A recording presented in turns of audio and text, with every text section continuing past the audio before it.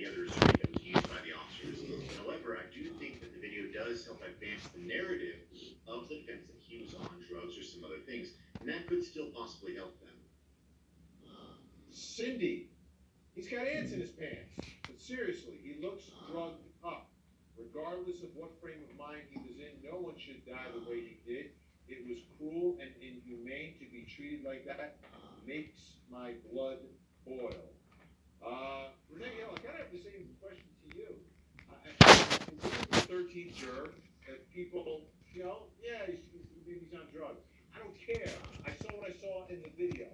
And ultimately, for the defense, they've got to get the jury away from the viral video. They've got to get him talking about the cause of death and George Floyd being on drugs and things along that line. I mean, can they get the jury there?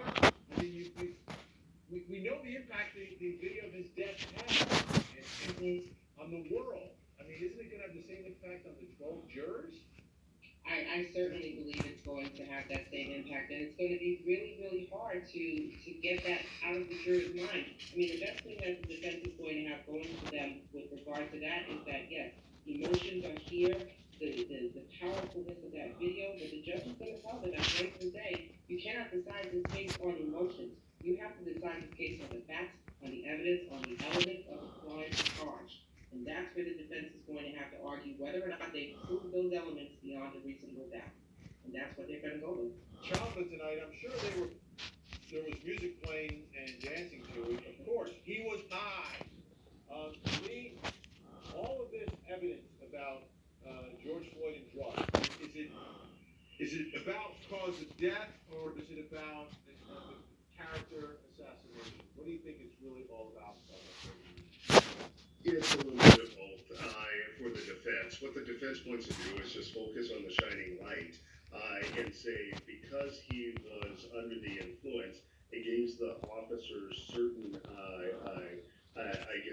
opportunities to use force. I don't think the jury's going to buy that, and I think the defense has to be very, very careful because pushing this narrative too much may backfire. Blanca tonight, nothing at all. Seems to be jovial and clowning around. My friend and I do this often when we're out in public and we're both drug-free, especially when we hear music. Michael, I will admit that I am kind of the same way. And when I'm with my wife, she gives me the elbow. Stop it, what are you doing? I do golf swings, I do stretches, and then I start dancing to the music. Waiting to see the video. I'm absolutely waiting to see the video of this. Exactly. So, how do you think jurors might look at this and say, why are we even looking at it? I mean, like I said before, I do think it does feed into the narrative that the defense is sort of putting out there, and I think it is relevant to sort of show his state of mind, how he was acting before, and oftentimes you don't get this. You don't get a video of a defendant or a victim in this case, before something like this happens. So I think it's great, and a lot of respect both for the state and the defense to have this out there. But in terms of how much credence the jury's going to give to the whole defense theory, it's up to you. Alicia, the video supports both sides because he does appear to be under the influence, but he also appears mentally ill. Did police should have taken that into consideration when he was having a panic attack over his claustrophobia? That's an interesting take, Renee. What do you think about what Alicia said? I like that as well, and I have been thinking throughout this entire case that he appeared to me as an emotionally disturbed person. And when the officers came upon him and because he was pumped and they had him down on the side of the building, the way he was behaving, I thought that they should have really taken that into consideration and behaved in a different way than they did. They were taunting him as well as the crowd, in my opinion, with certain things that were being said. Renee Hill, Lee Hutton, Michael Dixon, thank you so much. Appreciate it. Thank you. Thanks, Jimmy. All right, time to check back in with Court TV legal correspondent Julie Janae as we look ahead to tomorrow inside the court.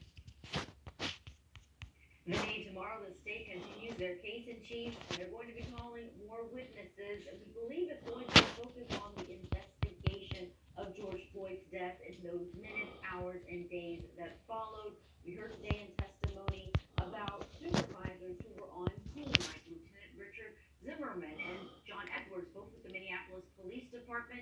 They are are on the witness list, so we could be hearing from them, you know, they also know on the list who hasn't been called yet is the chief of police here in Minneapolis, Chief Madeira Arredondo. That is what these jurors will expect to hear. They're also going to have a much shorter day. It'll stop at noon tomorrow. All right, Short TV lead correspondent Julie Janae in Minneapolis. We will have to You get can't do a full day on half Friday. day court, not a half day for Julie Janae. Full day No, it's not why. Isn't it because it's Good Friday? See you tomorrow, Vinny. All right, folks. Why'd you say you can't do full day on Friday? We'll be back tomorrow night, 8 to 11. Make sure you're tuning in first thing tomorrow morning. As always, I'm Vinny Fontaine. Have a great night. And don't forget. Why can legally they not do full day on Friday? I forgot it was Good Friday, but that's probably what it was. Yeah. Cause it depends on cause I know remember cause you said court cause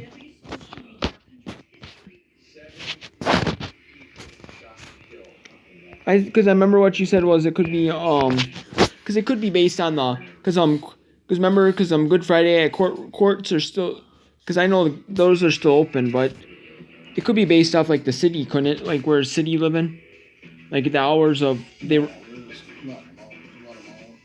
Yeah, but I'm saying though, not all. I'm saying for Good Friday though, they could let them out early because it's Good Friday, so that's why they're so the court, so like the government center and all the court might only run till noon. Yeah, it's saying at noon they're only running until noon. That's what I mean. Like. That's what I mean though.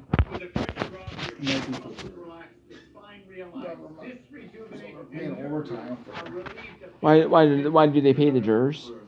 Yes. I know that, but I'm saying, but how do they pay them per hour? They could, you never know. Not that, but they're letting them out because it's not that. It's not because they're letting them out because the people in the courthouse are union workers. And they probably got Good Friday in the contract with us. So it's overtime. Is they coming to work tomorrow? No, not that. I don't think it's that. It's because It probably is because when I worked at Colpack, Good Friday was a holiday for us. Oh yeah, but I don't. Yeah, that's true too. But also though, and if you work holiday pay, it's double. Yeah, but it's not. The FitSpine features Flex technology, a patented bed that enhances decompression for a better stretch and better results. But Good Friday's not a true holiday though.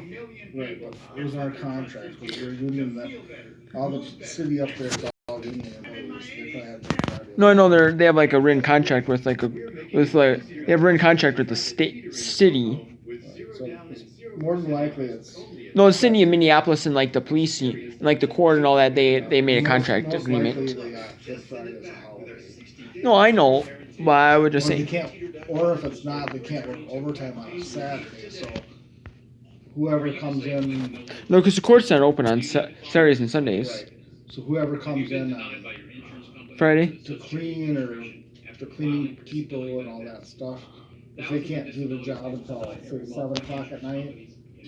So after the court says done session. Yeah, then they'll be into overtime.